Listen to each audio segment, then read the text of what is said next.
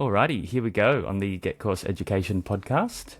Welcome everybody if you're joining for the first time. Today we're going to be doing a qualification deep dive with Jesse Lucchesi Correct. from Hayter Institute of Education. So Jesse, I think we'll jump straight into it today. Do you want to kick us off? Tell us a little bit about who you are, what your role is at Hayter, and what Hayter does in the vet space in Australia. As your introduction serves me well, my name's Jesse Lucchesi, and I'm one of the founders at the Hayter Institute of Education. I've worked in education for almost my entire career. I would say that spans close to 10 years now, so I'm nearing my 10,000 hours mastery within the space. Love it. And yeah, look, it's been a really exciting journey. Thus far, we're 4 years into the creation of the RTO, being Hayter Institute of Education, and excited to see what the future holds. What's the actual qualification or the course that we're going to go a deep dive on today? And how would you describe it to prospective learners? The Certificate 4 in Mental Health is one of my favourite courses that we offer. So we, as a training organisation, we don't have too many qualifications at this stage. We've got 4 course verticals. So we've got the Cert 4 and Diploma of Mental Health, Alcohol and Other Drugs, Youth Work, and Community Services. But the reason I love the Cert 4 in Mental Health is because typically mental health seems to be the overarching skill set or knowledge base that is the most transferable to all different occupations within the community services sector. And it's the most in-demand skill set. For example, if you look at the aged care sector at the moment, they are crying out for skilled and qualified mental health professionals at a Certificate 4 level or higher due to the rising level of individuals that are elderly and the strain that now is being put on the aged care system, as well as there not being really anyone or very limited people that are qualified to understand how to help people with dementia and all these different types of mental health issues. And I certainly don't think I've ever heard of a story of someone being sent to an aged care facility and being happy about it. So as much as that is, I'm erring on the side of humor there, but the point that I'm trying to make though is that if you don't think that people in an aged care facility that are on, the verge of the last few years of their life are struggling with mental health issues, then you're absolutely wrong, because they are. So that is one particular occupation that seems to really favour individuals that have that Certificate 4 in mental health. But any course that has a work placement component does greatly increase your likelihood of gaining employment. And for that reason, because there is the 80 hours of work placement, which is a part of that qualification, it really does set people up for not only understanding the industry better, because you're physically working in the industry with real clients under supervision for an extended period of time, but you get to make relationships with the people in the workforce. And once you get qualified, you'll regularly find employers, if you've done a good job and you're a cultural fit, they will typically extend an employment opportunity to you, which means, at the end of your training, you should have a paid working role put in front of you. Sweet. So is the aged care component of it, like, do you have partners like you do with Richard who, do the placement and stuff like that? Or is it, does everyone go to aged care, or how does that work, the placements? Yeah, it's a good question. It's usually based on availability and geographic location. And what we will attempt to do is assist the learner with finding the most relevant organisation which will enable them in a day-to-day capacity to fulfil whatever the work placement assessment requirements could be. So, for example, one of those assessments could be, using communication to build and maintain relationships, and they need to be in an environment where they're demonstrating that particular skill with clients under supervision. And there are some circumstances where it may not be a mental health setting. It could be something more like aged care or disability care.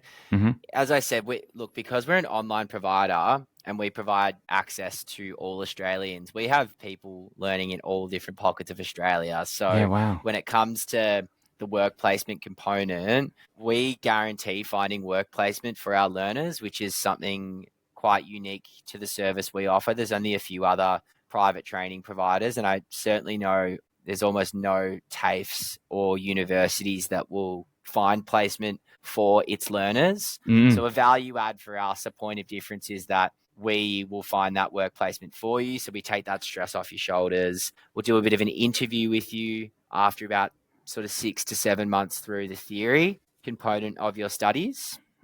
And yeah, we'll talk about how far you're willing to travel for work, where you're located, what types of organizations you could see yourself working in long term. And we'll then look at your availability, how many hours a week are you working, when can you do your work placement, and we'll try and find it for you, get those interviews organized. And we do that through our partner Skill Track, who is a third-party service provider that actually take responsibility for finding that work placement, having those conversations. But we do have our own partnerships as well. For example, people can go and do their work placement in the Hader clinics if there's any availability. And we've just recently formed a partnership with an aged care and disability residential care provider just down the road from us in Melbourne. Their name is Hogan Care, and as part of our relationship with Hogan Care, they are not only offering up opportunities for learners to complete their work placement, but they're more interested in actually hiring our learners whilst they're studying or once they've graduated. So we've actually just recently had 2 learners. They put out an advertisement. It's residential care services, which again, just for people that don't understand that's in-home care. So people that have disabilities or that are elderly that are still living at home that need assistance and care services. So they obviously have a reach that is quite wide here in Victoria, which is perfect for our Victorian learners because, again, we've got them absolutely everywhere. And they'll regularly say, look, we're recruiting for X, Y, and Z locations. If you have any learners that have graduated or that are currently studying who are interested, send them through to us. And in the recent advertisement they sent to us, we sent through 10 candidates and they hired 2 of them. So pretty good strike rate there. And both of those learners hadn't even finished their studies yet. They were only a few months into doing their courses and have gained their first ever working role in the industry, which is, absolutely awesome. Yeah, that's definitely a promising perk for anybody that's looking to get into this, particularly in that Melbourne area. Do you have the same sort of thing in other states as well, like other partners like that? So we've got Hader in Queensland. So Hader is one other organisation, but at this stage we're open to making more partnerships with all different types of organisations. Look, we do have some level of partnership with our work placement organisations that have taken our learners on. And that's something, again, that Skill Track manage more so. But those organisations are spanning all throughout Australia. As far as organisations offering working opportunities are concerned, it is case by case. This is specific to work placement organisations, which Skill Track find. And there are definitely still a high percentage of people that are gaining employment once they do their work placement. But, for anyone listening to this video, if you work with a community services organisation, you work in community development for an organisation, at the end of the day, this is like a non financial commitment agreement, like that you would be establishing yourself into with us as a training provider. We're not asking for anything in return other than you letting us know when roles are available and considering learners that have graduated or are in the process of completing their studies who are super eager to make a difference. There's plenty of work out there, and there's plenty of people studying that have really good lived experience already, a good attitude, and are happy to step into a role. If anything, the way that I see it, if they're practically learning on the job and going home every night and learning the theory, you've got a pretty good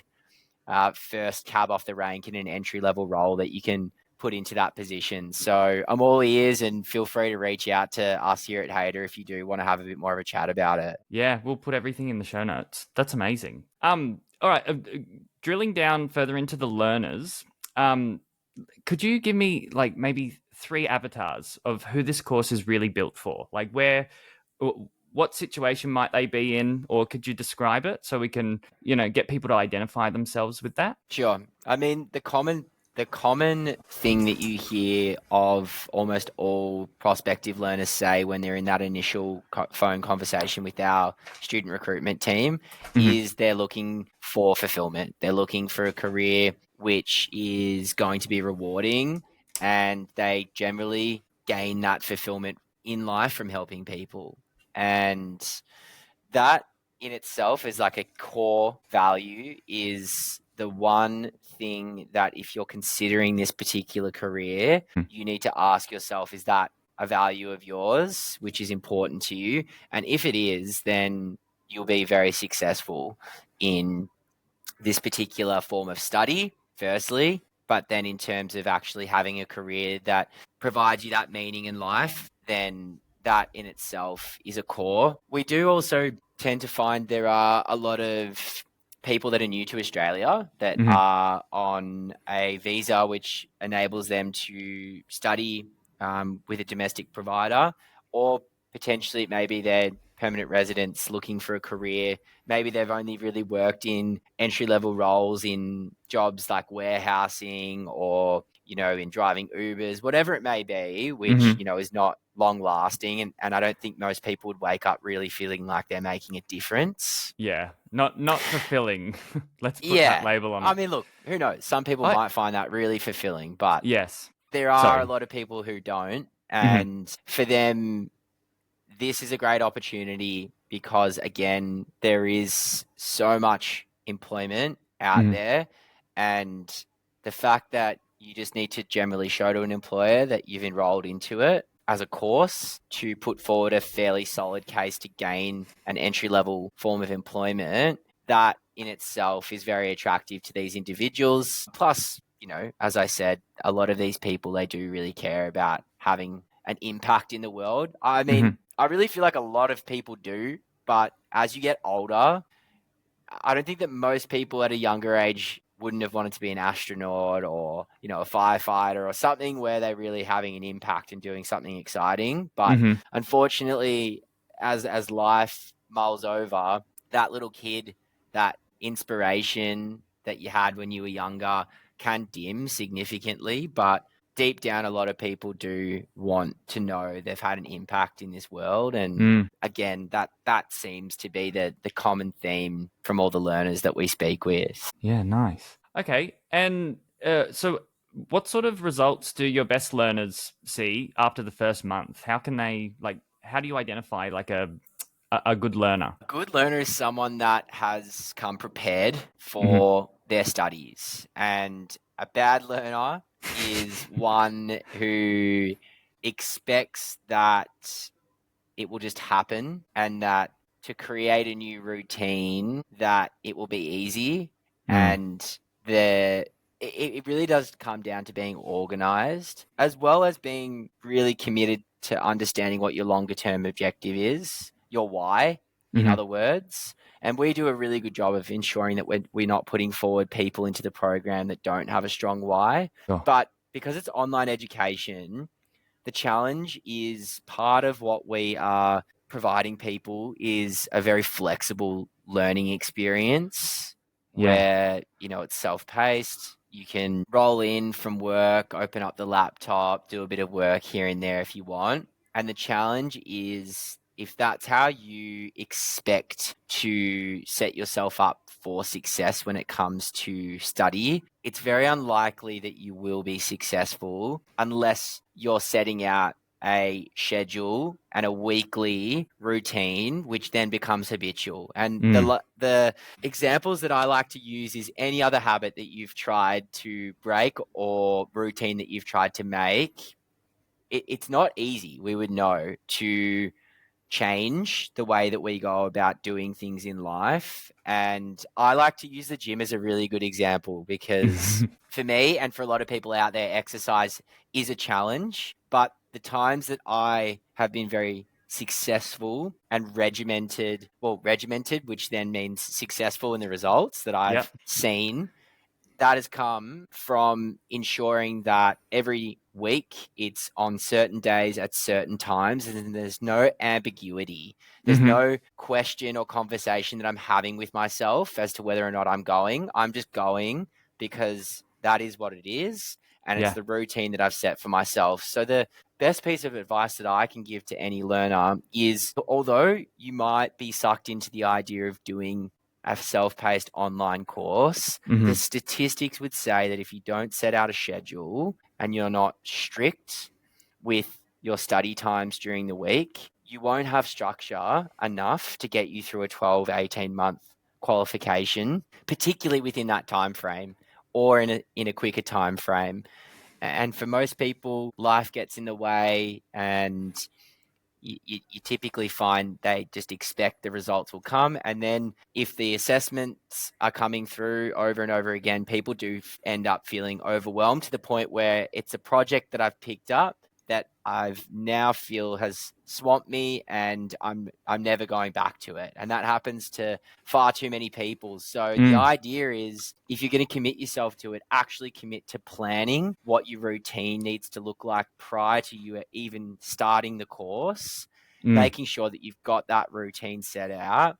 And once you have, then sticking to it as best as you can. I mean, we're only human, so there's going to be some circumstances, but it's all in the first 3 weeks. If you can create that routine in the first 3 weeks, from that particular point in time onwards, it should become a habit. And it's all just about routine and setting time aside. And obviously, you need to make sure that you understand why you're doing it, because on those days where you don't feel like studying and you feel like being lazy, if you can keep reminding yourself of the terrible job that you're in that you hate, or the lack of income that you're earning, or the fact that you want to do something more fulfilling, those have to be the constants that you're telling yourself in the times where you're doubting yourself, or when you're being a bit lazy, because that will pull you to open up your computer screen and get through it. It's 12 months of your life.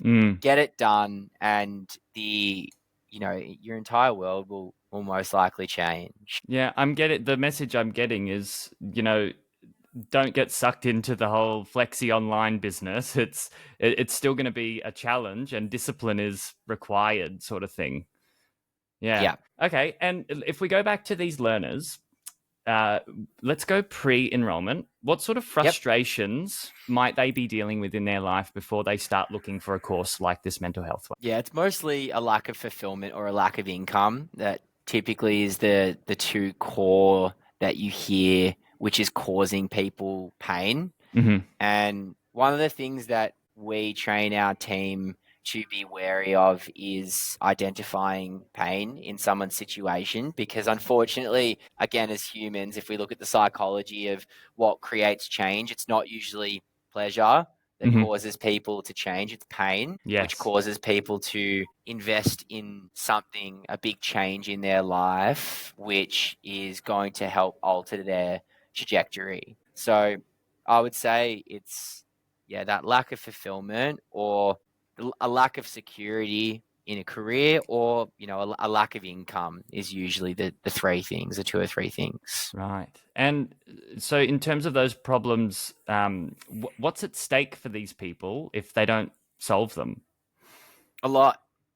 And it's really, really sad to see how the amount of people are so fearful of change that they believe the devil they know is not as bad as the devil that they don't know. And they shouldn't be so sure of that. And the challenge is that, when you're on the phones, and I was on the phones for years, helping transform people's lives through making the correct educational choice with the correct training institute. And now I train my team to do the same. And the challenge is the amount of people you speak to who have significant pain in their life, and the qualification, no matter who it is that they would enroll with, is going to unlock a better future for them, both mentally and I guess, physically and metaphorically. Like, for these people, not only are they going to benefit because they are taking a step into something, they're taking a risk. And these people are so risk averse that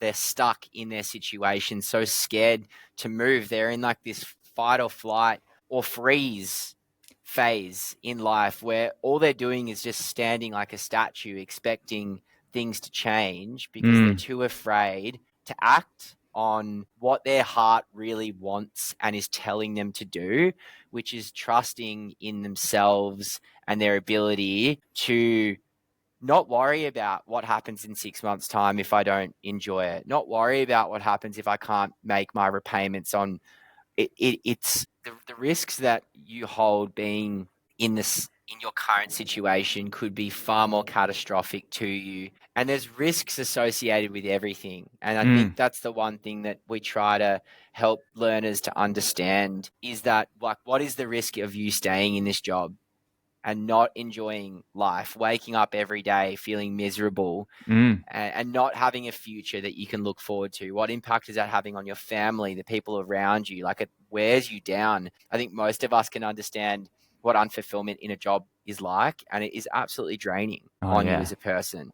A lack of income, a lack of employment, these things wear you and your self-worth down significantly. So, for $45 a week to have a nationally recognized qualification put in front of you, as well as a fantastic organization that actually supports you into a working role whilst you're studying, it seems like a risk logically that you should be willing to take. But unfortunately, at certain stages on that person's journey, they're just not ready yet to make that commitment. But I don't think that there is anyone I've ever spoken to in life that's followed their heart and has regretted it.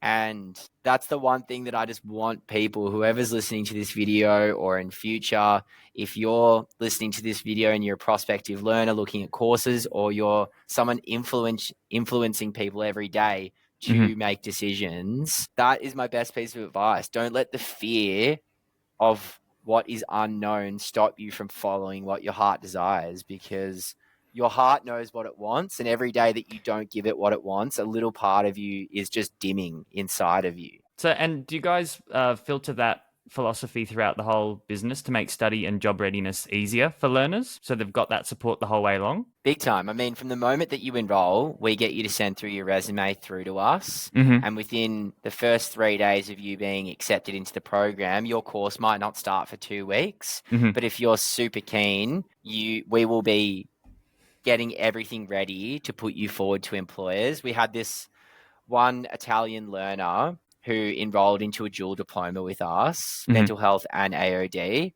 Very, type A, you could describe. She very driven, very proactive. English not her first language, and had only worked as a manager in hospitality venues, so complete career change. Right. And within the first 4 days of her being accepted, she'd had 3 or 4 interviews, and at the end of that first week was offered a role. Wow. And Job that's time. all just from us being able to help her put on her resume that she's studying, as well as give her the confidence and the tools to understand how to effectively seek those employment opportunities and then take them when they were given to her. Okay. And with this certificate for in mental health, what's different about this course compared to other people that are providing it, other than the obvious that we've already spoken about? It really just comes down to the support and the flexibility. Those are the two major distinctions, I would say, for our program and what we offer compared to other training providers out there. I don't know if there's anyone else that actively assists learners with gaining employment. As I said, there's only a few that offer that guarantee of work placement. And I don't know if there's anyone else at the moment that offers a delivery mode that we offer, which is, I love it, because as I said, you need structure with your learning. And one of the challenges with self-paced online courses is you don't have a structure.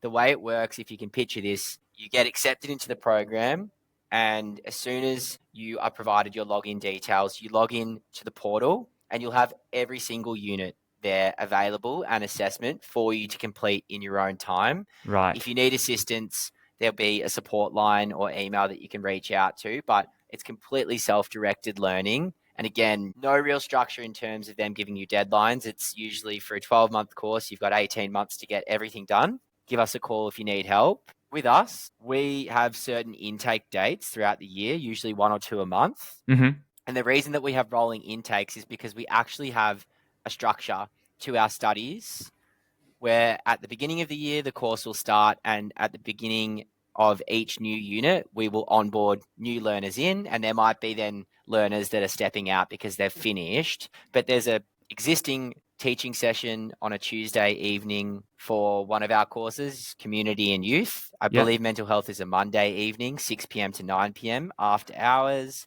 You can get home from work and join a classroom, a community of people that are holding themselves accountable to showing up every week and having a qualified trainer actually take part in that program, teach you. You've got someone that you can interact with every week, ask questions to. There's also recommendations in the portal as to when we suggest that you get your work handed in by, so that you can stay up to date with class. But you get the best of both worlds. So if you prefer the self-paced element, we don't mark you on attendance. All the sessions are recorded for you. We have some people that may never attend class and get the course done within 6 months, but knowing that you've got that resource there available to you, it's what we call it is structured self-paced learning. So there's a structure to it if you'd like to follow it, or it's self-paced if you prefer that method. And honestly, there's no one else in Australia that I'm aware of. And obviously there are a lot of people out there. So I apologize to anyone that is offering this service. But as far as I'm aware, there isn't. And offering that up to people is great. I mean, I know that I would love to know that I have a structure, like an accountability piece, which is there to offer me community, better process and accountability to get the course done. Or I can just do it self-paced. I can jump into class every couple of weeks if I want to say hello, and I don't have to worry about getting my work done on time. I can jump into, if I'm a few units behind, I can just say, forget about it. I haven't done that for a couple of months, but now I might just jump into the new unit that's being taught this week in class and try and kick myself up and begin from there again. So there's a lot of benefit there. And then obviously just the affiliation with HADR. Like, we've got those partnerships with businesses, and we're continually looking to grow the employment pathways to the business. It's a big focus for learners. Most people are paying for education, investing the time for a new working outcome. We get that, and we want to provide that support. Nice. Okay. Is there any unique features or anything unique about, the assessment approaches that you guys take? The only unique element, I wouldn't necessarily say it's unique, because these are all set out by ASQA, and you just need to choose how you'd like to assess the learner. But we do a lot of role plays. As you can imagine, this skill set is very person-centered. And there's a lot of skills that require for you to practically demonstrate your ability to interact with people, understand the psychology of dealing with individuals. Like, how do you theoretically demonstrate that you can provide an intervention to someone? It's very challenging. Right? Wow. And there's a lot of, I won't lie, there are a lot of people that hear about the role plays and they think, I'd rather not do that, because I do know there are other providers out there who offer a theoretical assessment approach, which means that, I can do it in my own time. I don't have to organize role plays with either someone from home or reach out to someone in the community, as in the actual institute's community. But if you really want to show to an employer that you know what you're talking about and have confidence in stepping into that environment day one to fulfill what you said at the beginning was your goal, to help people, the best way of doing that is practically demonstrating it. And that's a big part of what we'll be conducting in those teaching sessions. And outside of those teaching sessions, we make a whole lot of availability. We make it available to our learners outside of the formal teaching sessions over the weekends and so on, for them to do these either assessor-led role plays, so one-on-one with an assessor. We also have a Discord community. So in that Discord community, learners can interact with one another and just say, hey, look, I'm needing to do a role play for how to provide an intervention. And another learner might say, I did that one last week. I'll help you out if you can help me to demonstrate my role play for using communication to build and maintain relationships. So again, like, it's connected, and it's vital understanding that practical component. That Discord part, that would be a great way for people that are all studying the same thing. They all have to get the same practical role play part's done, they can help each other. It's like you scratch my back, I scratch yours. And because they're doing the course together, I could imagine that does foster connection between learners as well. So it feels like a joint experience, even though it's online. Yeah, and that's another community element. I mean, we are selling community-based courses, so a big part of what we're trying to do is build an interconnected online community of learners. And that's done through the teaching sessions, and it's also done through our Discord. So one of the major things that you hear about in these research reports about online self-paced studies that cause people to drop out, not graduate, or achieve their long-term goal of whatever employment outcome the course would help them achieve is the isolation, the lack of connectedness, the lack of accountability, the lack of feeling like they've got the support. And Discord, the teaching sessions, Discord offers the community, and then the teaching session, well, in a way, support as well, because people have other learners supporting them with role plays and the teaching sessions. Yeah. Wow. That's bloody awesome. Okay. Can we just touch on like payment methods as well? Like how can you said something about $45 a week, or so you guys break it down into chunks? Is that right? Depends on how the person wants to pay. So the qualifications that we offer, we've got short course micro credential equivalents for our mental health, AOD, youth work, and community service qualifications. As a bit of a taste tester, you're getting half of the Cert4 done in a shorter period of time. Oh, sorry. I'll let you finish the thought. That's all right. I was going to say, so those micro credentials, are they splinters of the actual nationally recognized courses? Yeah, so 8 units taken from the Certificate 4. Yeah. And that's built out into a 12-week program. It is more self-directed, but there is that support if you need it with role plays through Discord, and if you need assistance with your trainer. No access to the actual teaching sessions, as it is that lower offering from the Training Institute. But upon graduation, you have half of the Cert4 done. And the way that we've put together those micro-credentials is so that you're achieving the most relevant units to help platform you into a Cert4 diploma, or what employers would want to see.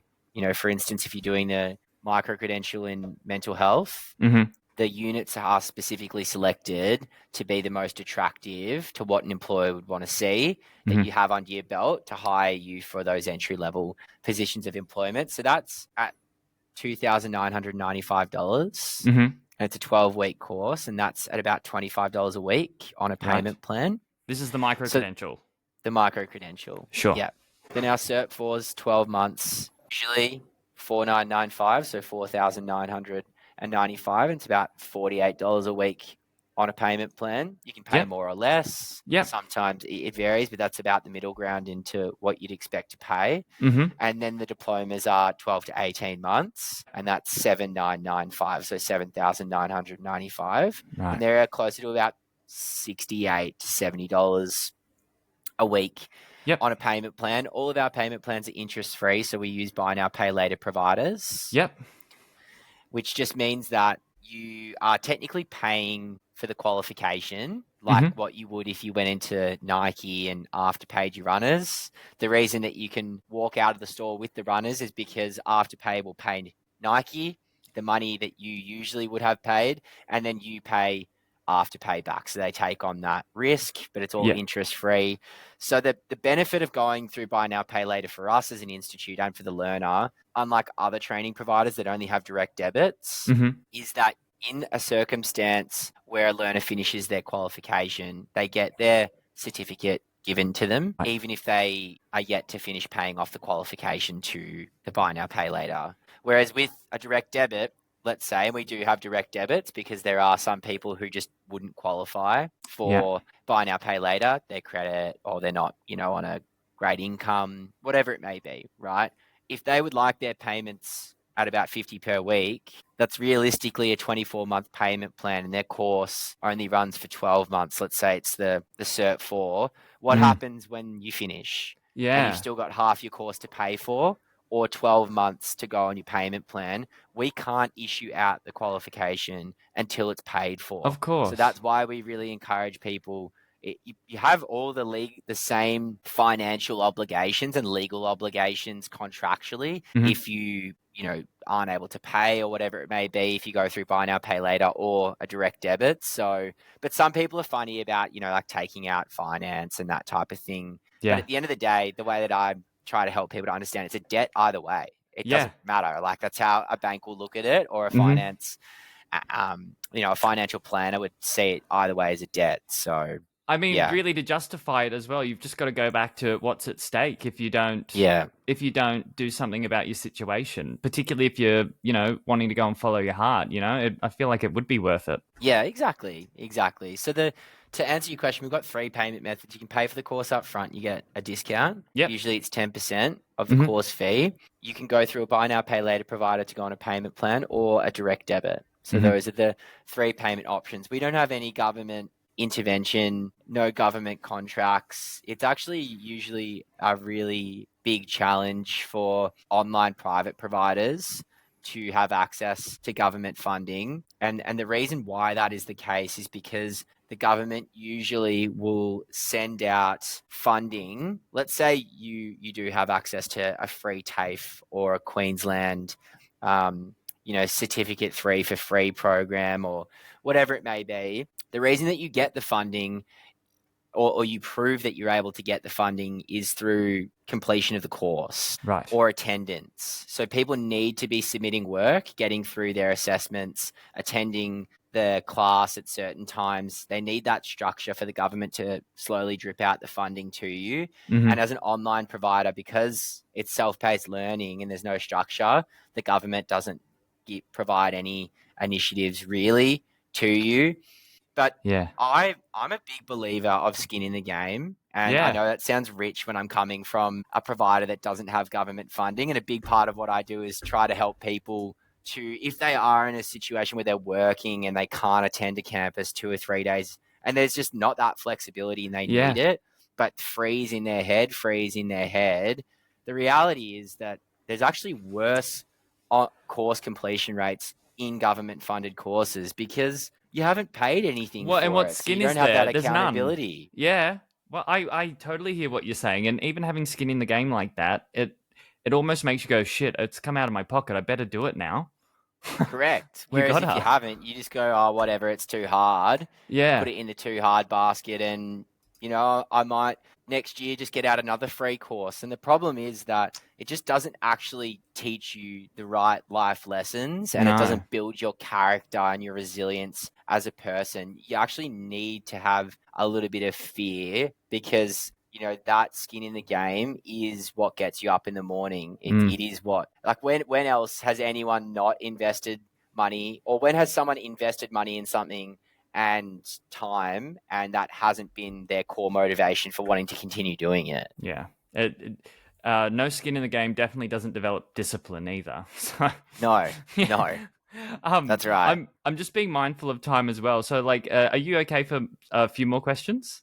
Sure. Or is there a time limit that you need to get out by? Or I have a meeting at 12:30, so I'm pretty much free up until then. I'll try and because I've just noticed I've gone like throughout that's all right. my question list. Yeah, that's podcasting for you. Yeah. All right, let's move into transformations for learners. So, what's the biggest shift that some learners notice after engaging with the course? Confidence in themselves. They can actually see something through is something that a lot of people, it's not like you actually hear people say that, but you just see this confidence that people start having in themselves. As I said, being true to yourself is one of the biggest confidence boosting exercises of all time, particularly if you've been telling yourself that you don't think that you can do something. And then once you step into it and you take to it and you succeed at it, it's amazing what transformations you see in people personally and professionally and academically. You see a lot of these people then go on to do a diploma, and then they go on to university, and then they're, a psychologist in the next 10 years. And that, from an academic point of view, is a big transformation. Personally, it's great to help people just boost their confidence and their greater outlook on who they are as a person and in life. And then professionally, you obviously get to see people move out of a lower socioeconomic demographic into a middle class position in life, through their occupation. They get meaning in what they're doing. It's hard to narrow down exactly one thing that transforms or one particular person, but those are the major things that you typically see in people who take to the service and actually gain that that fulfillment from education. Do you stay connected with a lot of the students that complete the certificate for mental health? Yeah, we try to stay in touch. They actually probably stay in touch with us more than what we stay in touch with them, because Right. people that typically go on to complete courses will regularly come back and want to do some more studies. Mhm. That the benefits being a lot of let's say you done the Cert 4 and you were looking to do the diploma, about 70% of the diploma is the Cert 4. So in this industry in particular, the qualifications are so intertwined that you can really start collecting qualifications or badges quite quickly and easily once you get through the first one. Mm-hmm. And this industry really values qualified professionals, because it's actually not a requirement that you are qualified to work as a youth worker, a mental health professional, an aged care worker. People don't know this stuff, but you don't need to be qualified. No. A lot of the roles you don't need to be qualified. So if you start collecting these accreditations, getting the first one done is the hardest, and then it's like shelling peas after that. And for that reason, you then really start seeing your career take off and your income start moving to the six figures quite quickly. That baffles me, actually, because it's one of the most intricate topics and sectors in the whole world. So to not have like gated, credentials that are needed, I find that really crazy, actually. It's coming in. It's coming in. And for you to feel that way, there are a million other people feeling the exact same way. I can guarantee that, if not more, and probably 1,000 in Parliament that are lobbying for the same cause. If anything, you'd want to be qualified as just an individual going into the role as well, because it's not easy work. No, yeah, wow. It's exactly right.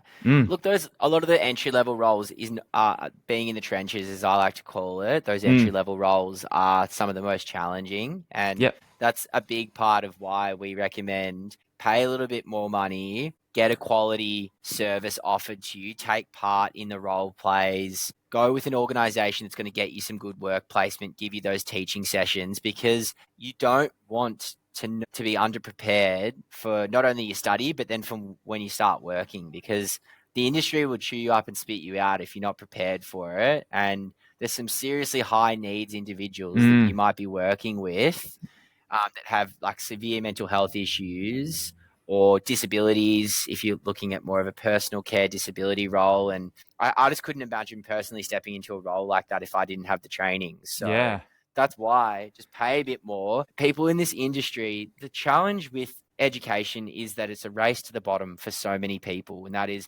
how can I get the course done as quickly as possible and as cheap as possible? Yeah. And there are a lot of organizations, unfortunately, that particularly in the private space have done a really good job of cannibalizing the market by just pricing it so low and offering, there's a provider out there offering a diploma for $1,700, and it begs the question, if the government at TAFE is offering the course for $21,000 and we're offering the course at a diploma level for $8,000, how on earth is someone offering the course for $1,800? Well, you can guarantee there's absolutely no service that you get. You're quite literally just pulling the course off the shelf. Sure. And expecting that you're going to be well trained and able to help people by the end of it. And look, maybe there are some people that would get the theory to it, but I don't think that's a big percentage of people that will do that. No freaking way. Yeah, correct. Exactly. Yeah. So look at reviews and don't shy. Like, why? I always say this to people. If you were investing in education for your children, do you think that you'd go for the cheapest option? No. So why are you doing it for yourself then? Yeah. Good. That's a good way to look at it, actually. So I just wanted to go to common questions and objections as well. So what are some of the hesitations or the questions that people have before they go and enroll in the Cert 4 in mental health? Some of the questions come down to confidence, which is job availability, the likelihood of gaining employment. What happens if I don't gain employment? Those what if questions. Yep. But our biggest challenge that we find is competing with the government sector, the public sector, Sure. and the free TAFE initiatives. Right. Those seem to be the biggest questions. Like, people will immediately within the first 30 seconds of the call say, is this government funded? And if we're obviously not government funded, so it becomes quite a nuanced conversation from that point in time to help people instinctively. If you aren't offering them what they immediately want, will try to avoid continue having a conversation with you. Thanks, no problems. Sure. See you later. I'll go find somewhere that is. Sorry to have wasted your time, but it's about trying to show to someone that we're not just here to get them enrolled into our organization and get them to pay money. Like, we would like, as course advisors, to ensure, firstly, it's the right course for what they're looking to achieve from a study and an outcome point of view, but also they are understanding of the differences between a paid program with a private provider and a government funded program. Because a lot of people just, again, as I said, they hear free, they hear funded, and they don't actually understand the costs that are involved. Yeah, it's free, but what else are you sacrificing to go and do that course? And I could bet $1 million or a whole diploma's worth that TAFE is not offering a Discord channel where people can connect and do role play, and there's no structured classes or flexible learning like what you guys are offering. So that's really where the key difference is what I'm understanding. Yeah, and look, there are people that we refer to TAFE. There just are, right? Like, there are people that are in really vulnerable positions or that are high needs from a learning point of view that would be better in a classroom, that are, in really low socioeconomic demographics. And for those people, like, we will refer them through if we see that as being the right recommendation. But in most circumstances,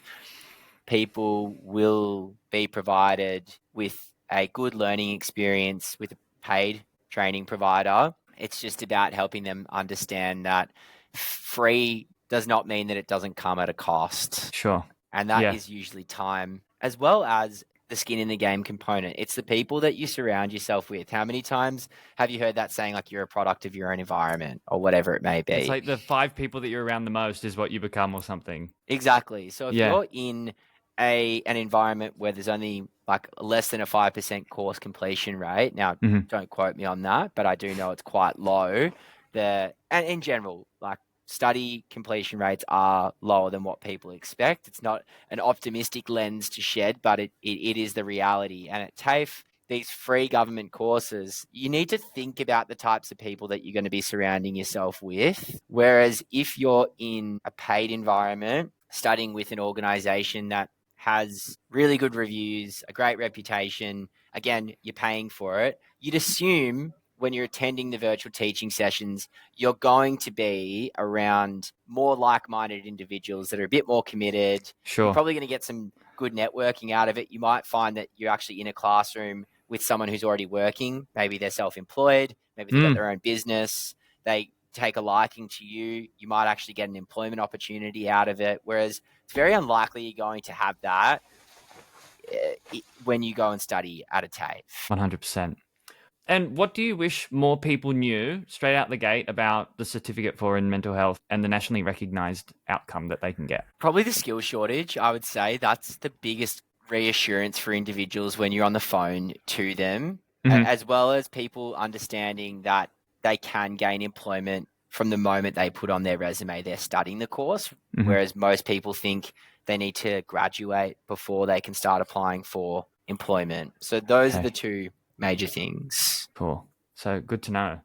And for anyone that's related to anything that we've spoken about today, what's the simplest next step for them? Well, if you're really committed to the idea of making a change, I think it's just as simple as picking up the phone and having a chat with us or with any other course provider. If you can speak to an expert, someone who actually knows what they're talking about, can really flesh out and just have that discovery call. It is just about having a consultation with a professional.